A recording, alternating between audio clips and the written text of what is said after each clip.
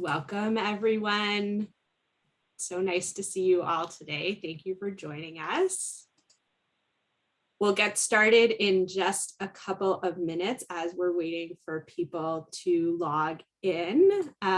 Please take a moment to turn on your video if you're able. We welcome all sorts of backgrounds and interruptions here at JPro, so don't be embarrassed by what's behind you, or you could put up a blur background if you're like me. Also, please take a moment to rename yourself with your name and where you're joining us from and your pronouns if you would like. We will get started formally in just a couple of seconds.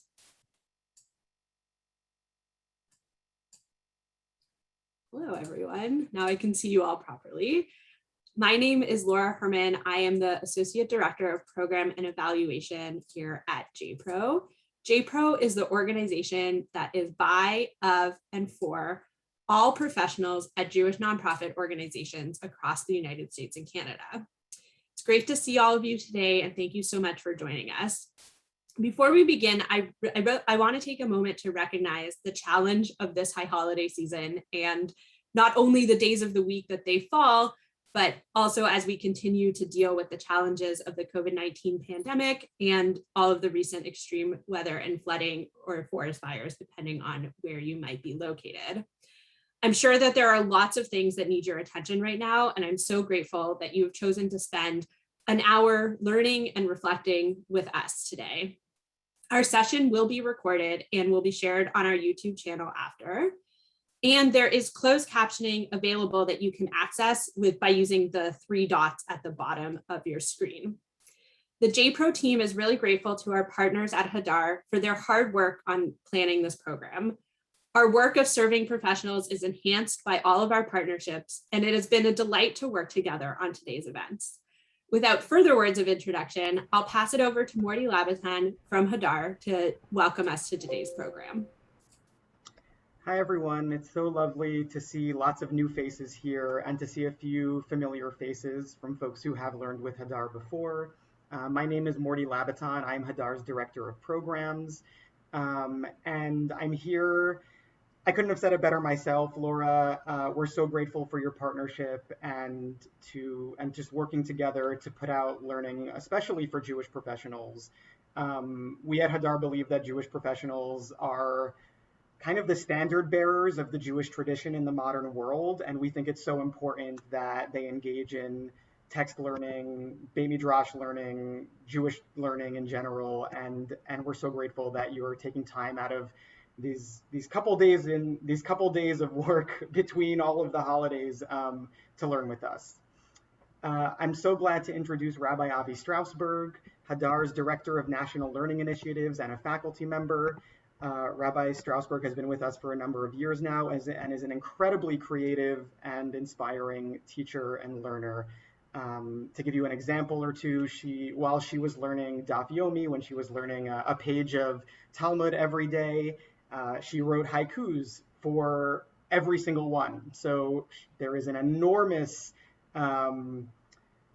collection of haikus of haikus about the Talmud, and she is currently working on a project to write a year of poetry based on the learnings of Rabbi Kalanimus Kalman Shapiro, a Hasidic rabbi who wrote sermons during the Holocaust. So just a couple of examples of Rav Avi's creative way of engaging with Torah. And without further ado, once again, I'm happy to pass it over to Rav Avi to kick off our learning today.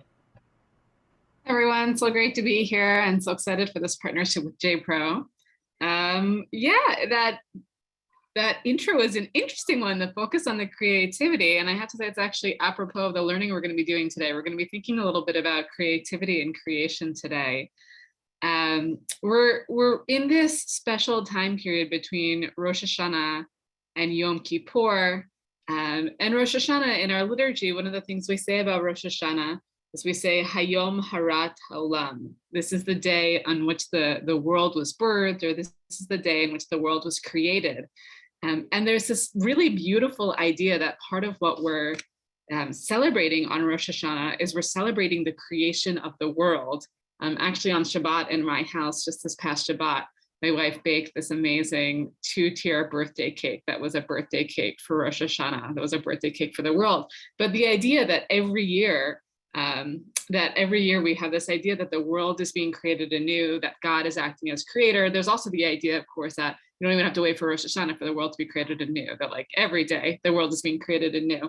But I think on Rosh Hashanah, we're specifically focusing on that, on the liturgy, Ha-Yom, Harat, Olam, the world is created anew. And there's this debate in the Talmud, in one of the ancient Jewish texts, how do you know in which month, how do the rabbis know in which month the world was created?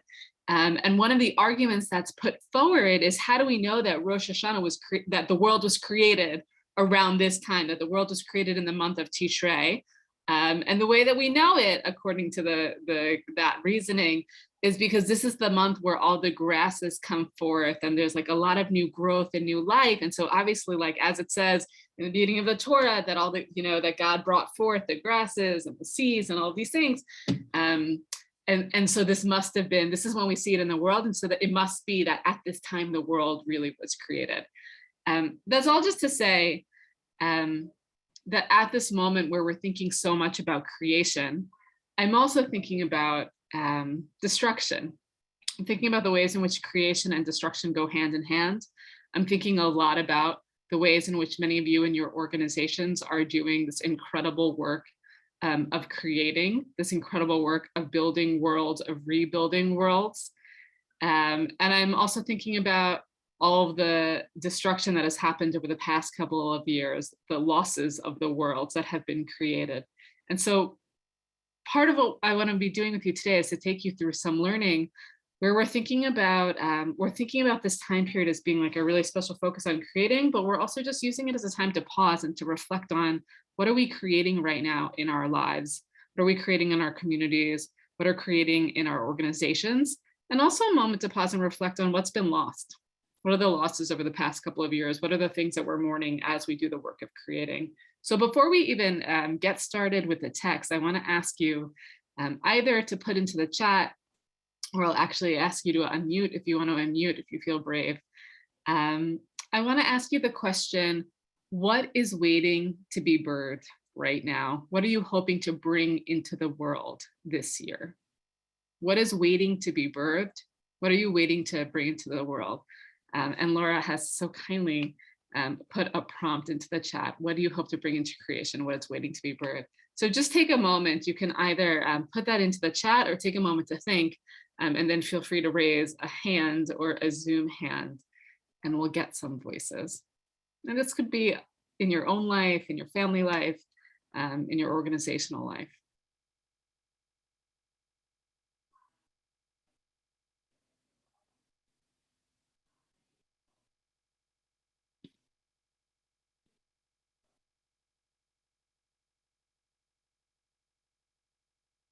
Great, so starting to see some answers come into the chat. In-person immersive learning experiences. That was once a thing that happened at Hadar.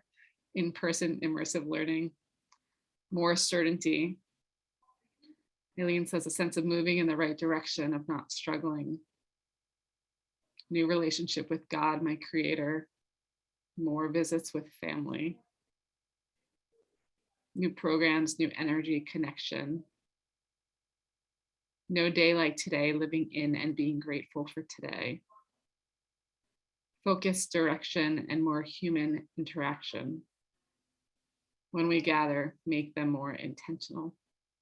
All really beautiful things to think about. What are the things that are waiting to be birthed? What are the things we're hoping to bring into the world? A deeper relationship with the earth and the land. So those will be our hopes, and you can feel free to keep putting those into the chat to add. But what are the things to take a moment as you're thinking today, as you're coming out of this session, to think about what are you hoping to bring into the world? What is waiting to be birthed?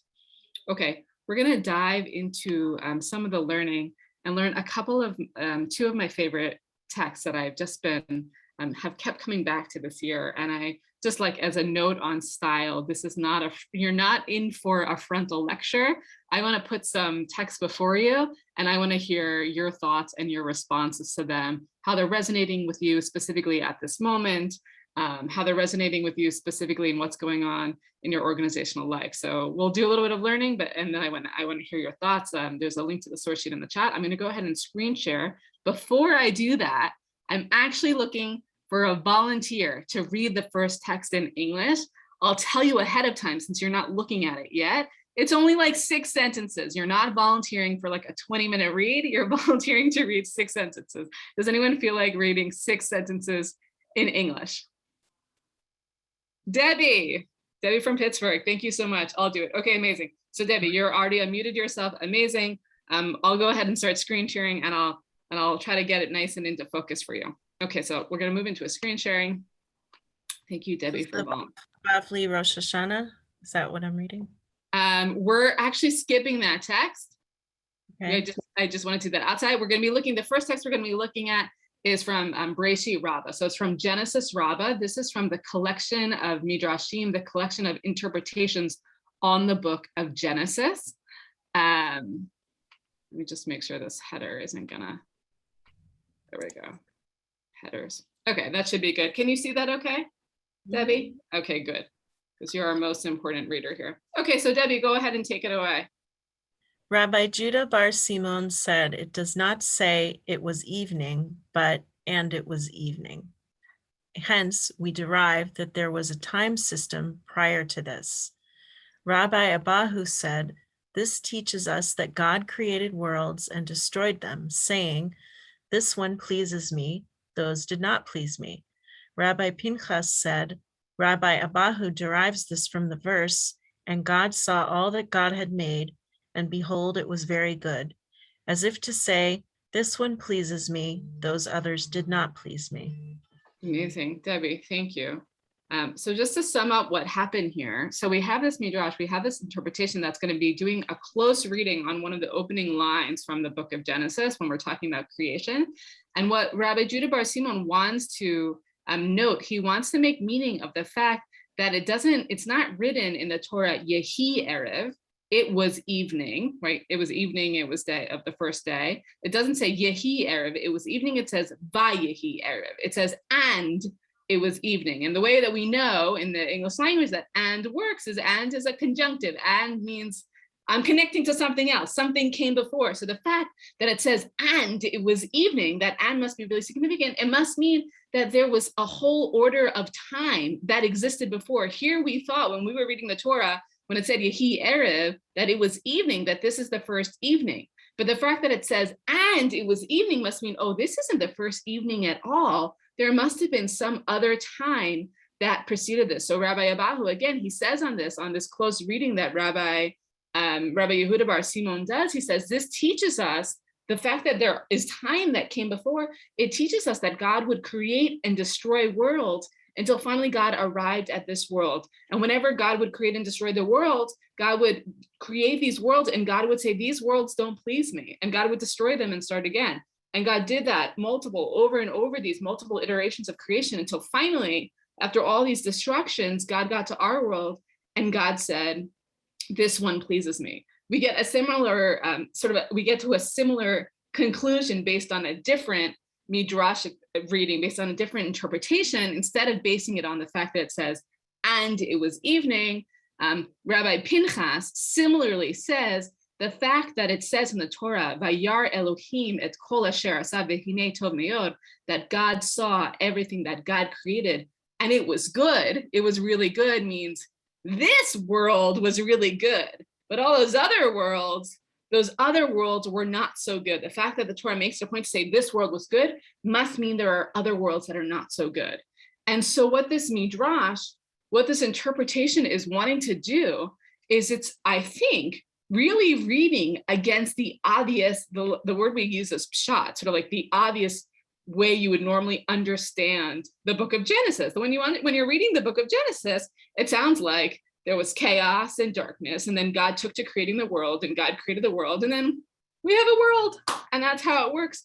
And these multiple rabbis, Rabbi Yehuda bar Simon, Rabbi Abahu, Rabbi Pinchas, all of these rabbis seem to insist against the basic meaning of the Torah to say, no, you thought that this was God's first attempt at the drawing board. You thought this was God's first attempt at creation, but you're wrong. This is not the first world that God created. God actually created and destroyed many worlds, saying, these don't please me, until finally God got to this world and said, this one pleases me. And so the question I want to ask you here is, what do you think is motivating the rabbis to insist that our world is not the first world? What is motivating the rabbis to insist that God created actually many worlds and destroyed many worlds until finally God got to this world and let our world stand? What is gained by that kind of interpretation of the Torah? Why do we want to insist that? So I'm going to stop screen sharing for a moment so that we can see each other's faces, but you have the text available. And feel free just to come off mute and to share. Why do you think the rabbis are insisting that our world was not the first world, that there were these many attempts at creation and destruction until finally our world was created? And what does that mean to you right now? Yeah, Todd. Yeah, I was just gonna say, like, maybe they're trying to make us aware of how precious it is that, like, we have this world and that we're in it, and that God has then went on to grant us agency. Yes. So that we should really be caring for the world, and recognize that God could destroy this world more. So. Amazing, Todd. So yeah, so that it really emphasizes the fact that this is not the first world and that God created and destroyed many worlds, emphasizes the preciousness of this world, and also in a sense the fragility of this world, that at any moment God could also just decide to destroy this world. So we better be careful with the world we have. Thanks, Todd. Yeah, other thoughts on what this interpretation means to you? Why the rabbis are insisting here? I saw Maytal in the chat, the notion that creation also has a place for improvement. Yeah, I mean, I think this is so important. I think about this. I wonder how you all think about this in the work that you're doing, that anytime we're doing any sort of creative work, there's always, even for God, who is the ultimate creator, even for God, that there's always this room for improvement. There's always sort of this iterative process of going through and making things better, of changing. Erica says, role modeling, if at first you don't succeed, try again, for us, and also fail early and often. Yeah, I think this is amazing, an amazing text about failure, an amazing text about, again, even God. You would have thought that God, as the ultimate creator, could have gotten it right on the first time. That would have been so obvious, right? It would have been so obvious. That's what makes sense, that God took to creating the world, and that God created the perfect world, and then there was the world. But to insist for the rabbis that actually, no, God doesn't get it right on the first time, or the second time, or the third time, or the fourth time. There's a sense in which what a gift that is for us when we're thinking about our own work. Rich says you don't always have to get it right. On the one hand, so painful when we run programs that don't work and fail miserably, and then we have to go back to the drawing board. And also it seems like that's part of what's being modeled here, is that sometimes you try something and it's not the first attempt or the second attempt or the third attempt, maybe it's the 20th attempt. Ilana says, also makes me think of Noah and the flood. This wasn't the last destruction either. Yeah, Ilana, I love that. So I think that that's exactly right. That this is actually, in a sense, the Vayehi Erev, and it was evening. It's saying, even before this first, we thought was the first moment of creation, there were actually all these other destructions that happened before. And you might have thought that when you got to this Genesis Rabbah text, you might have thought, and then this world was good and God let this world stand.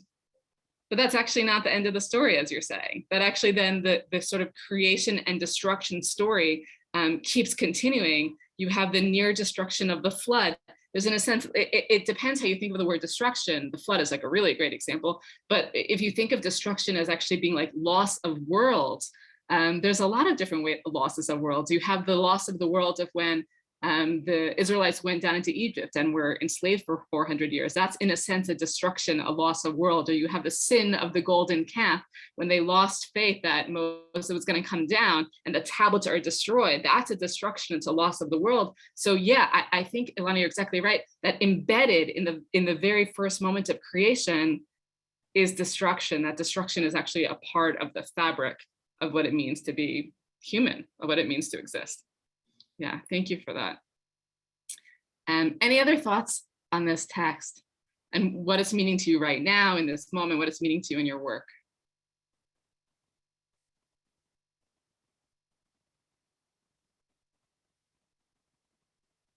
Okay, so we're gonna go on and read an interpretation by a slightly more modern rabbi in the 19th century, Rabbi Natan Tzvi Finkel. And Rabbi Natan Tzvi Finkel writes this beautiful interpretation that's based on the midrash that we just read. That's based on this interpretation. So based on this midrash that he's aware of God creating and destroying multiple worlds until getting to our worlds, God saying, these worlds don't please me, these worlds please me. He's going to offer this interpretation. So I'm going to go ahead and go back into screen sharing. Here we go. Okay. So this comes from his work Or HaTzafun, which is sort of a loose commentary on the Torah. So he says, "V'harei nimtza mikan she'olam lo nivra ela mitoch chorban." And so from here, based on that interpretation, based on that midrash, we find that the world was only created out of chorban. It was only created out of destruction. Shemitoch shebara olam achar olam. That because that God created world after world and said about them, these don't please me, and destroyed them. Bara et olamo shamar lav den hanyanli bekiemoto. Then God finally created this world, God's world, and said about this one pleases me, and God allowed it to stand. Uba'al korchenu shagam bechorbanan ha'olamot yesh chokhmah rabah. And against our will, we are forced to say that also in the destruction of the worlds, there is great wisdom. I love this phrase, and I want to come back to it, that he says, Uba'al korchenu, against our will, against our better judgment, against our intuition, we're forced to say that it's actually in the destruction of the world, there's also great wisdom. That it's out of this wisdom, the world that is allowed to stand comes forth. That the Torah says about it, in wisdom, the world is founded. And it turns out that this isn't actually destruction at all. This thing that we thought was destruction is not in fact destruction. Rather, this is just the way of wisdom.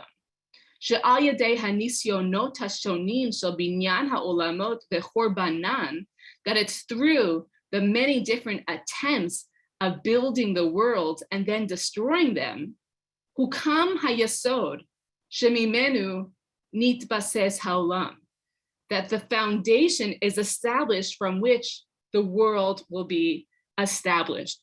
And so I think he's saying that for many of us, when we see destruction, when we see the destruction of the world, we're sort of programmed for really good reason to just experience the loss of those worlds, to see the destruction of it, to mourn the destruction of it. And he's saying it's actually ba'al korchenu, against our will, from the fact that we see in this midrash that it's only after God destroys and creates and destroys and creates and destroys and creates, and then finally our world stands on the backs of all these ruined worlds, we're forced to acknowledge that there must be some sort of wisdom in destruction, that actually the thing we thought was destruction was not destruction at all. It's actually the path of wisdom. What I want to say about this, I want to say two things about this, and then I'd love to get your thoughts. The first thing I want to say is, I think that this is incredibly, for me, I feel like this text is incredibly powerful and beautiful, is to say that the things that we think are destruction are not actually destruction at all, but actually, and there's something about this, it's not even just like if any of you are writers, I'm writing and then I write something, I decide I don't like it, I crumple it up and I throw it into my waste paper basket, and then I take a new sheet of paper and I start again. It's not like that. It's actually more like I'm a potter, or I'm creating and I create something and then I destroy it. And then I actually reconstitute the thing, the original materials, recombine them in some new way.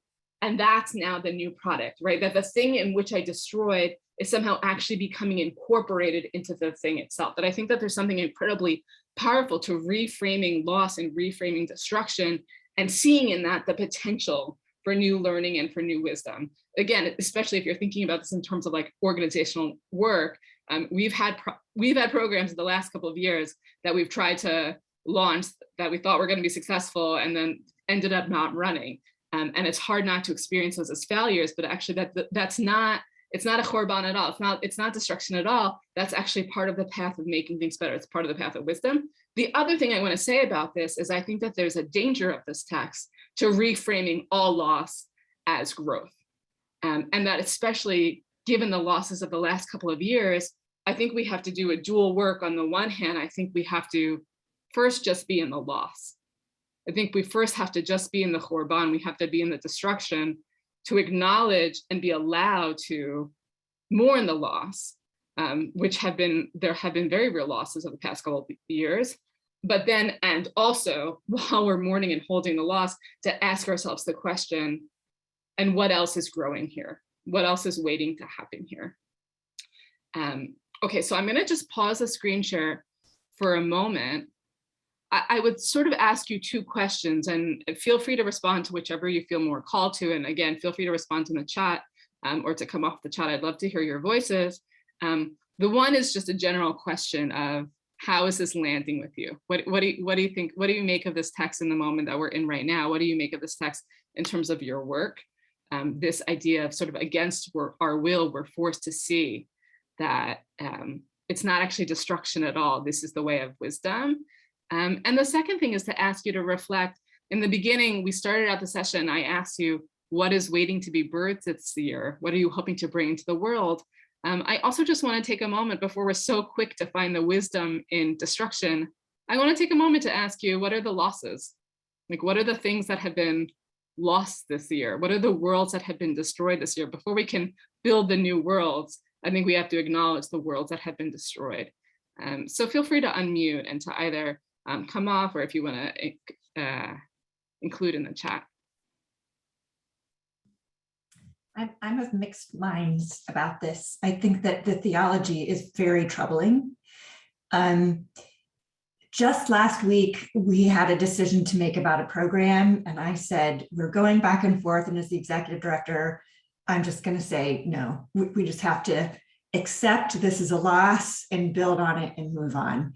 So in that regard, I get it. And actually already we're more excited. We can say we learned from that and moved on. However, the issue is that many of our losses are not in our control. Mm-hmm. And when you think about illness, and as I was listening to this, I was thinking about the clients I serve.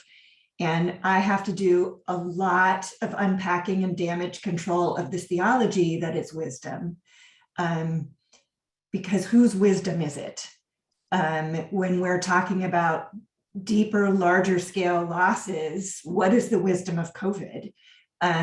So I'm really, when it's my personal agency, I like the sense of it, but theologically, I find it really troubling. Yeah, I appreciate that honest response, and I also think, for me, that feels exactly right. I think that you're exactly that. I think that you named it really well. That for me, I think that this text, with personal agency, it feels like there's something empowering and really dangerous in terms of sort of being so quick to reframe other people's losses as wisdom. And I think that's part of my hesitancy there. Of it's almost like this text makes the move from Chorban, from the destruction, to the Chokhmah, to the wisdom too quickly, without actually just being in the fact of some destruction is just, maybe some destruction is just destruction, and we have to hold that. Thank you. You know, though, I was thinking about Florida and the building collapse, and then yesterday, the other building collapse in Cologne, and that those were things that were destroyed. And in Florida, certainly there was a lot of loss of life, and there is the grief and the destruction around that. But out of that comes perhaps better building codes near coastlines, right? So it's not necessarily directly dealing with the loss of the lives, but it's what lessons learned that can make, moving forward, can make life better. in some way. And I think COVID is also that lesson, and that just how to address something on a worldwide level of, it just envelops the entire world. Going back to also the idea of worlds being destroyed and reborn, that the whole world is experiencing this, I think is also kind of plays into these interpretations a bit.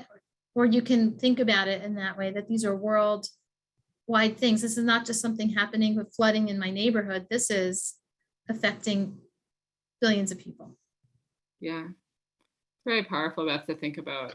I think it's a time period both where there's like a lot of individual loss and individual world destroying, but also a lot of collective and communal on really large scale ways. And I think that is a question that I have. You're right, like your framing of what is the wisdom of COVID is a good question and a hard question. I think a different way that I would rephrase it is like, what are the worlds, what are the fault lines in our society that COVID revealed that we might not have realized had it not been for COVID? And I think a different way to say it, sometimes worlds are destroyed and we don't have any agency. And sometimes actually we need to be the ones who are destroying the worlds because we realize they're actually not worlds that are fit to stand. And so are there things from COVID, things that were revealed that actually, in the same way that Beth was saying, like these buildings were not up to code. What are the things that are not up to code that we are now only realizing the worlds that need to be not with agency deliberately taken down? I wonder if I can pick up on just something that Edith said, which also resonates with me, because I also have significant issues with the theology. But looking at, maybe this is a rationalization, but looking at this is not as success, as it were, it is a result of tragedy, but in a response to tragedy. And that is that the tragedy spurs us to behave in different ways, not to create in different ways. Yeah. I like that, Rich. I appreciate that. Thank you for that reframing. Yeah, I resonate to that as well. I think that a phrase that used to bother or still bothers me is like, what doesn't kill you makes you stronger. And I really don't like that, because certain things, it's trauma or it's pain, and it's not necessarily going to make you any stronger. And it can minimize experiences to tell someone, oh, you just went through something traumatic. What doesn't kill you make you stronger. And it might minimize the actual experience they're going through. And so I think like the revamp of that statement is to say, similar to what we just said previously, it's not necessarily going to make you stronger, but it might provide momentum to create change, which will maybe make you stronger. But I think it's important to recognize destruction, it's important to recognize loss, and it's important to process that. If it ends up creating something more, that's wonderful. But we need to allow ourselves, and this is how I feel, it's like we need to allow ourselves to actually process what happened. And then the next step is, okay, what's the rebuilding that I want to do following that experience? I really appreciate that. Yeah. Yeah, please.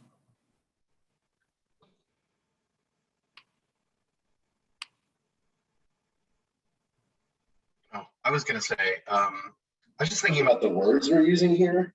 And like, I think maybe that's part of the struggle, like destruction, or what Shlomo just said, what doesn't kill you makes you stronger. It's like, and really like, I was just sort of thinking scientifically, right? The whole universe is in this process of entropy, like dissolving towards chaos. And that's true in our world, in our bodies. And like, so maybe it's about, and this is something I think people have really faced with COVID, is like, we're really in a constant state of dissipation, but also we constantly have an opportunity to create and change. So maybe it's trying to grapple with it. It's all going on at the same time.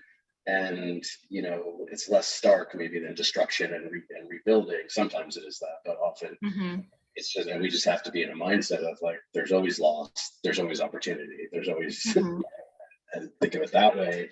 And then maybe it's easier to say the positive, right? I mean, it's hard for people who just lost their home to say, oh, I'm going to learn from this destruction. But, in other cases, maybe it can be more fluid.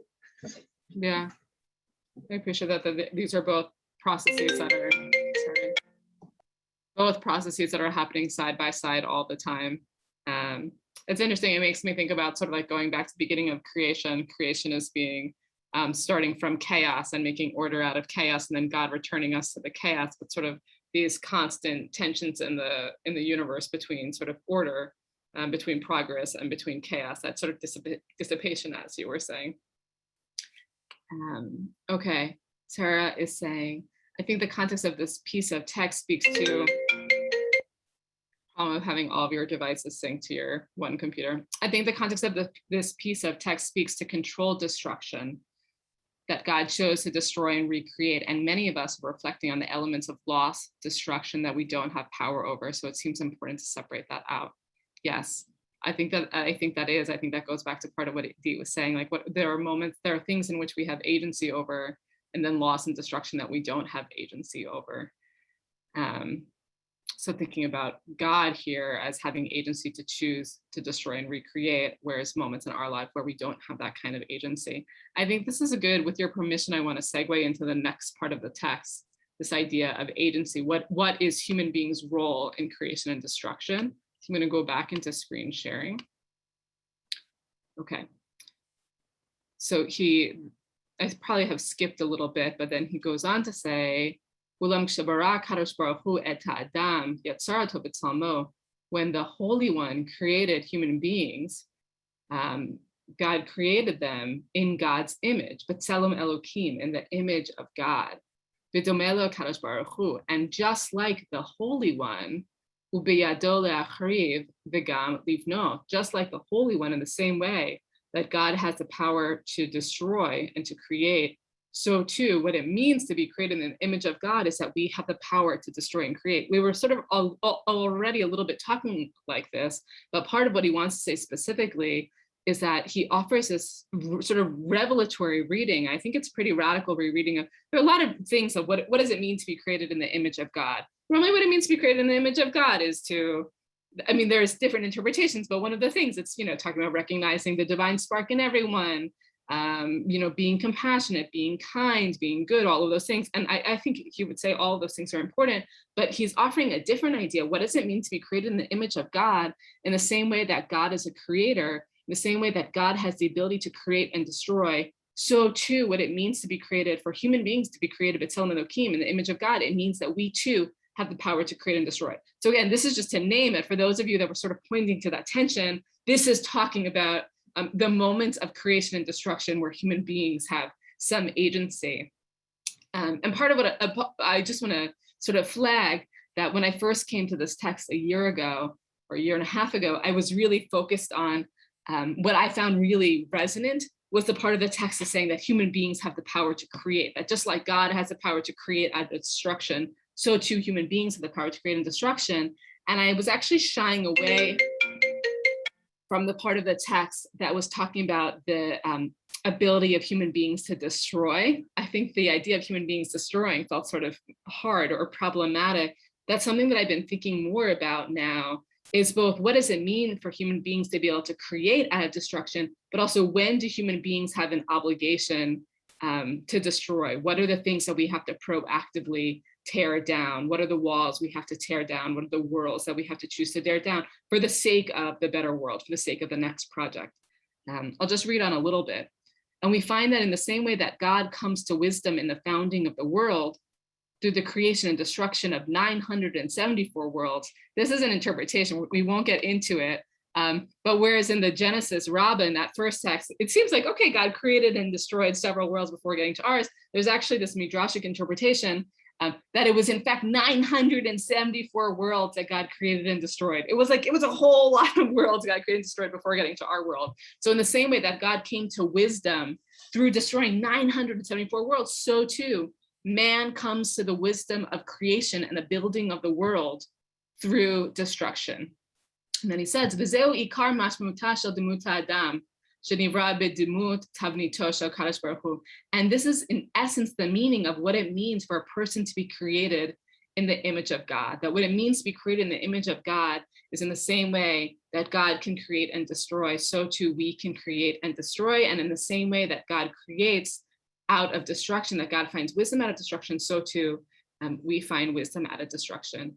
I want to just connect this to one more text. And then again, I'd love to hear your thoughts on this. So then the question is how do you go about creating a world? What does it mean to create a world? And he has, so this comes from a different essay of his, but Rabbi Natan Tzvi Finkel has a very specific idea of how do we create worlds. So he says, Kol ha'olamot hatachtonim ve'alyonim, kulam nivra'u b'midat chesed. All the worlds, the upper worlds and the lower worlds, all these worlds were created with the attribute of chesed. They were created with the attribute of kindness. Uba notzra habriya kula.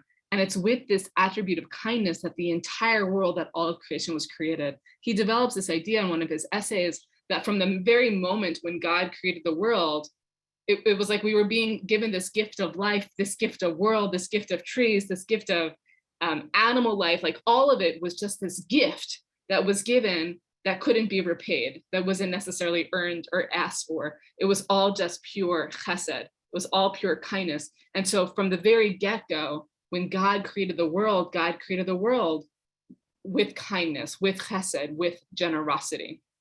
And so he says, and because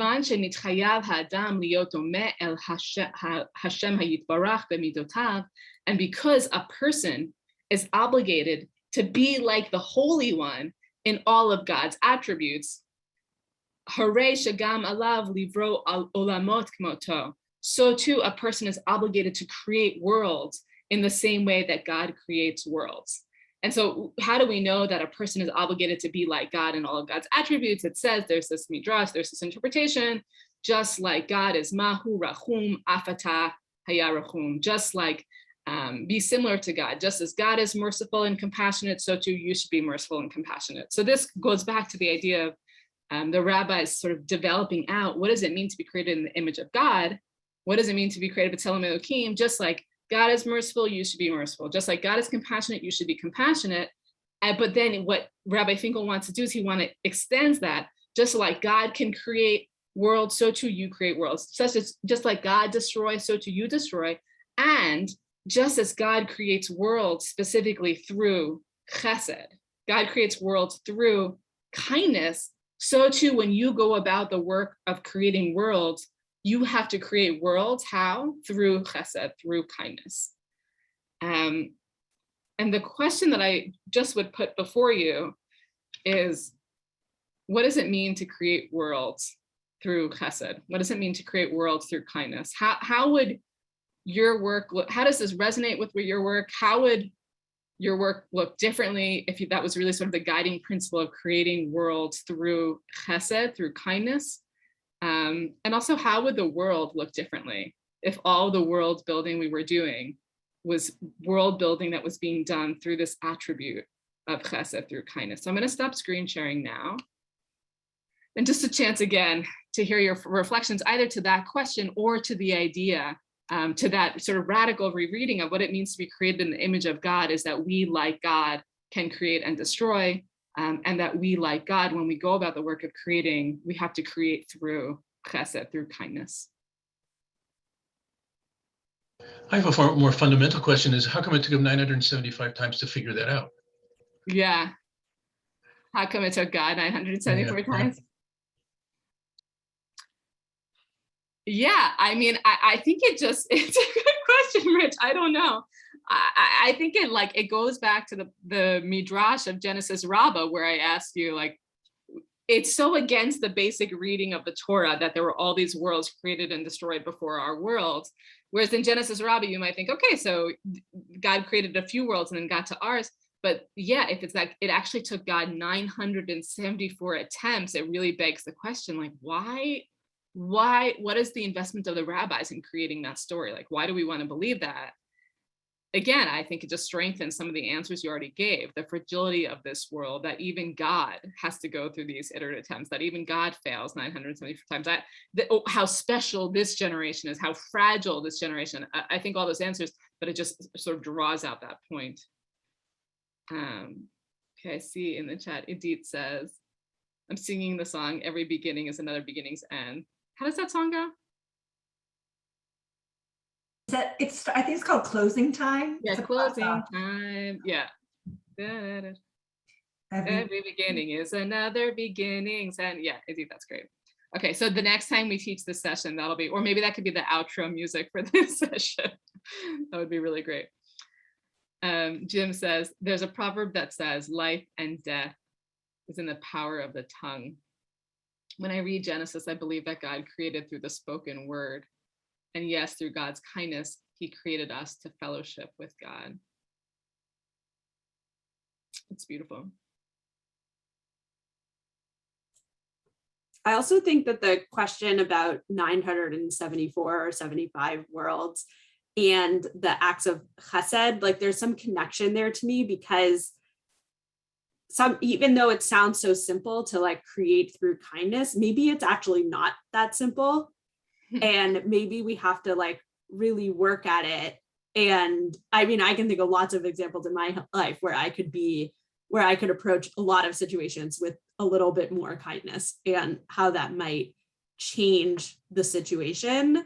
And maybe it's really not as simple as it sounds. Which is then profound to say that even for God to create through kindness, it's not as simple as it sounds. And so then all the more so for us, perhaps. I mean, it's an interesting question. Like if I sort of think about that, language is sort of abstract, you know, what does it mean to be creating worlds? But if first you ask yourself, well, what are the worlds that I am personally responsible for creating? And then if you ask yourself, am I actually creating all those worlds through kindness? I don't know. It's a good question. It's a good question for Rosh Hashanah Yom Kippur to be thinking about. Other thoughts or responses to this text? I'm thinking that, so someone posted the other day that we should be as, I forget the exact quote, but it's something about the way we act should be the way we acted on September 12th, 20 years ago. The way that there is a kindness and a support that happened on September 12th, and like all the adjectives of being there for each other.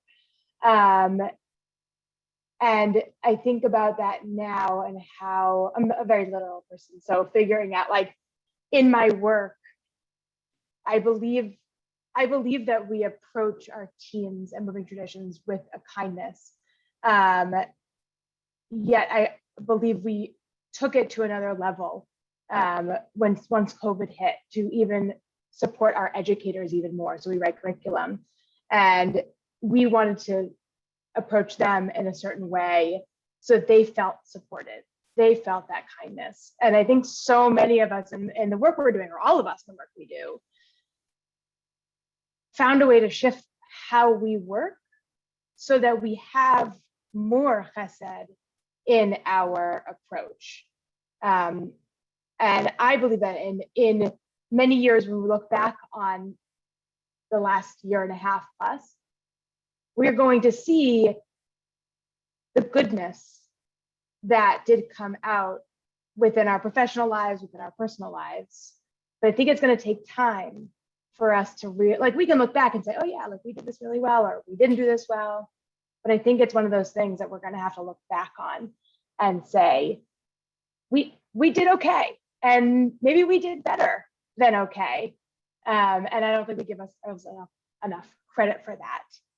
But I think it's, you know, God probably looks back now and says, oh yeah, like maybe of those 974 worlds, not all of them were so bad.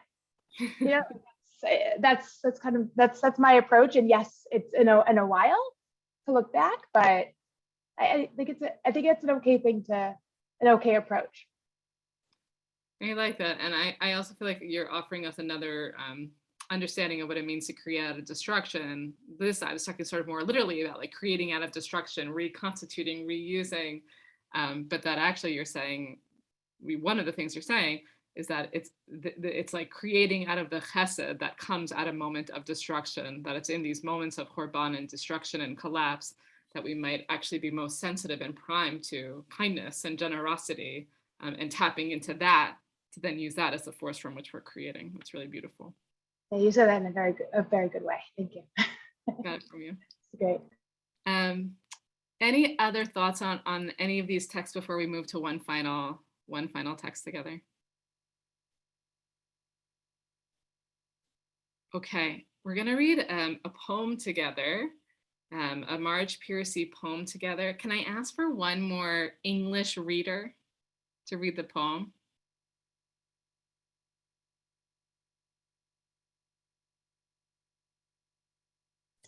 I love Marge Piercy. Toby, are you volunteering again? Sure, why not? Do it. I appreciate it. If you love Marge Piercy, it means you'll read her with love. Okay, I'm going to go back into screen sharing. Here we go. Do you see it there, Debbie? Mm-hmm. Okay, go for it. The task never completed. No task is ever completed, only abandoned or pressed into use. Tinkering can be a form of prayer.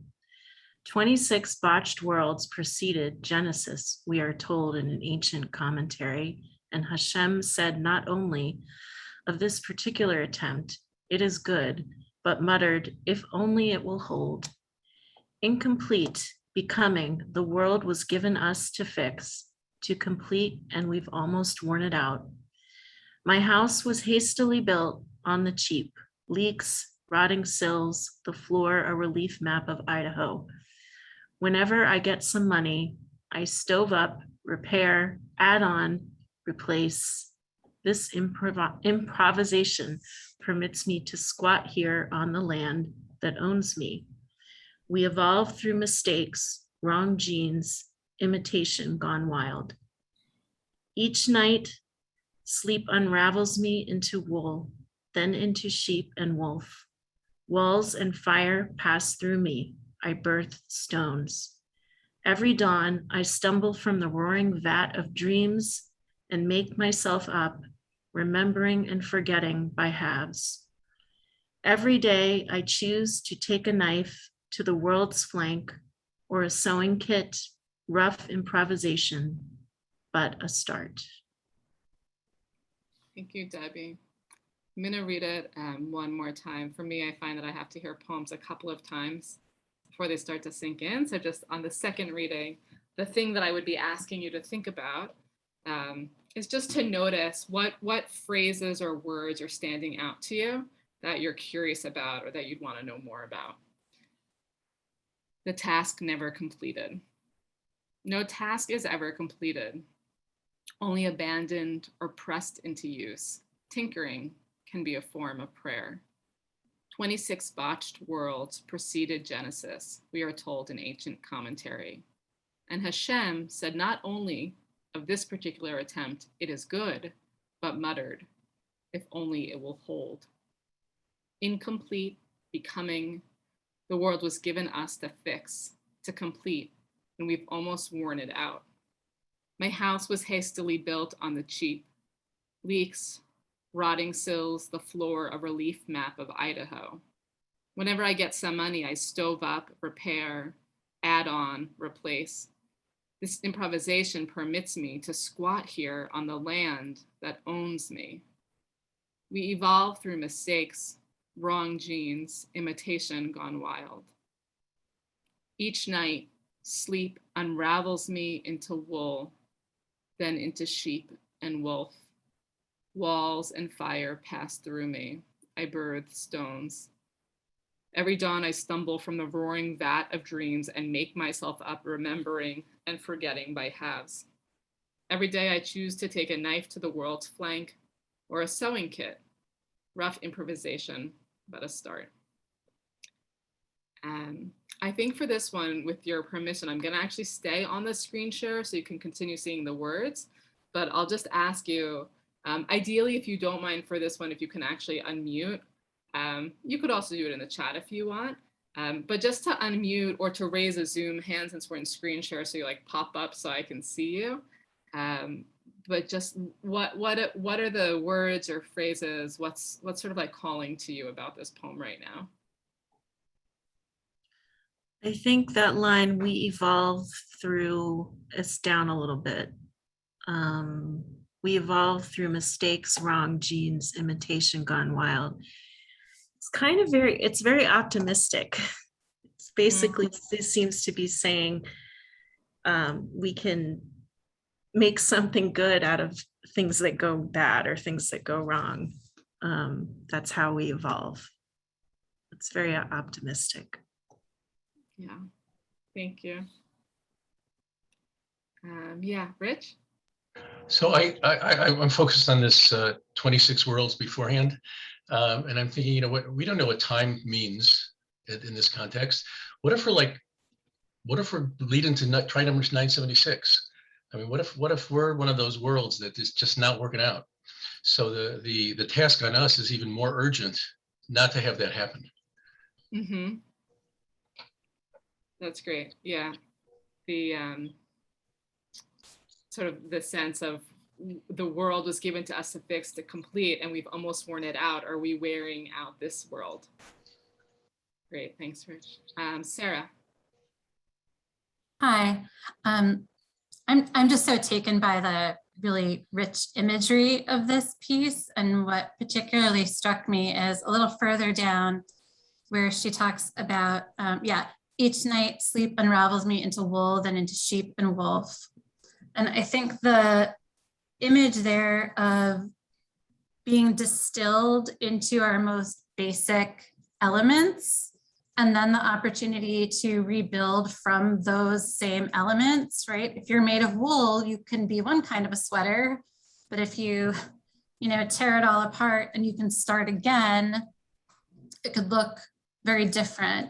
And it interests me in thinking about what the through line is, if we're doing the parallel to that world creation, in all the worlds before, what elements are the same and what are different? And what is essential and what is, to be thrown away. I love that.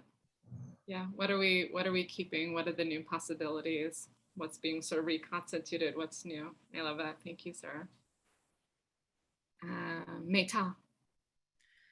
I just like that it ends with a personal choice. So there is a choice, an active conscious choice to do the destruction, creation kind of action, and it's a daily choice based on the last sentences.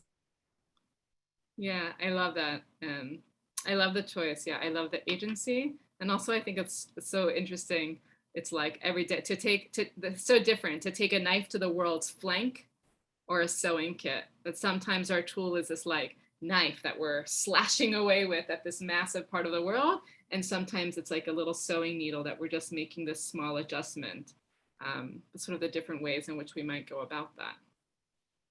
I'll just share one more line that I particularly like, and then we'll close up.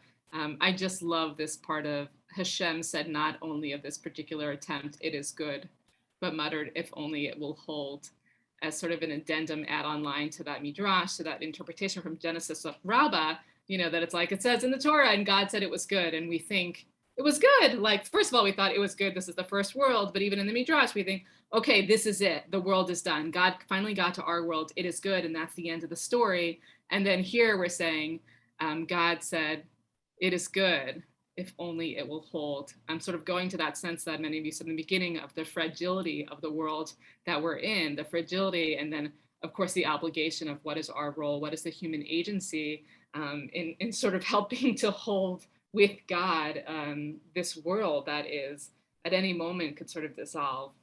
I'll stop screen sharing now and just say, my hope and blessing for you as we're in this moment in which we're just really tuned into creation and destruction and the way in which they go hand in hand is I'm wishing you the strength, and I think also the ability, because as many of you sort of have pointed to, like to have the ability to be creators and destroyers. We don't always have that ability. That's actually a privilege. That's a place of stepping into privilege and agency.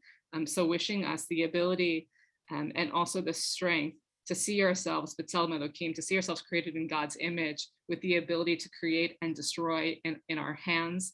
And whether we are taking a knife to the world's flank or whether we are taking a sewing needle, to recognize that each of those bits of creation, of those attempts at fixing, it's all part of recreating the world. And it's a recreating that we hopefully do and get to do every day. So thank you so much.